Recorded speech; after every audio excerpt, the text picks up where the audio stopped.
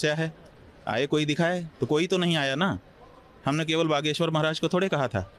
जो मौलवी, जो पादरी, जो महात्मा, जो सन्यासी, जो तांत्रिक, जो मांत्रिक, जो भी चमत्कार का दावा कर रहे हैं, हमने तो सबको आमंत्रित किया था कि भैया आओ, हमारी समस्या दूर करो ना।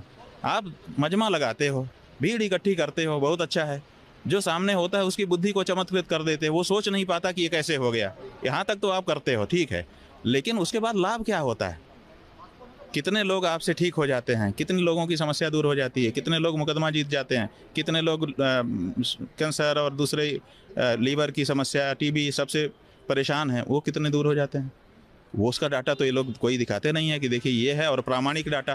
केवल कह देने से नहीं कि लाखों ठीक हो गए। किसको क्या स्टेज का था, क्या जांच कराई, फिर आपने कौन सी पद्धति अपनाई और फिर क्या हो गया। ऐसा एक प्रामाणिक डाटा इसके पास अगर इकट्ठा हो तो उसको दिखाएं, फिर हम लोग नए लोगों को लेकर के परीक्षण करें। अगर ऐसा होता है तो अच्छा है।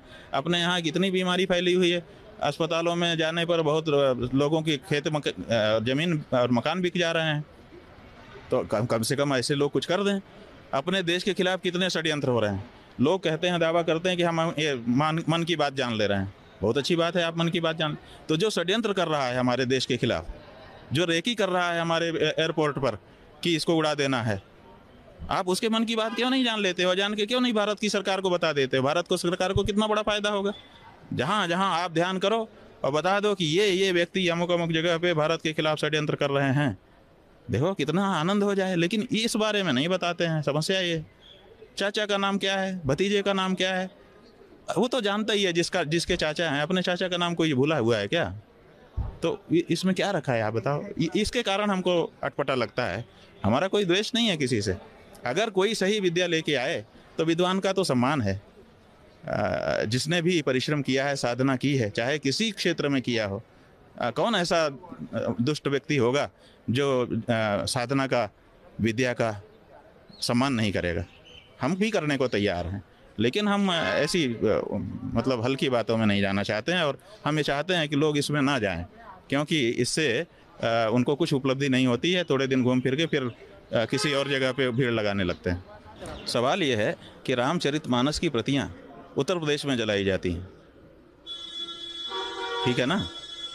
उत्तर प्रदेश में भारतीय जनता पार्टी का शासन है, योगी आदित्यनाथ जी मुख्यमंत्री हैं, और सब लोगों को ठीक से पकड़ा भी नहीं जाता है।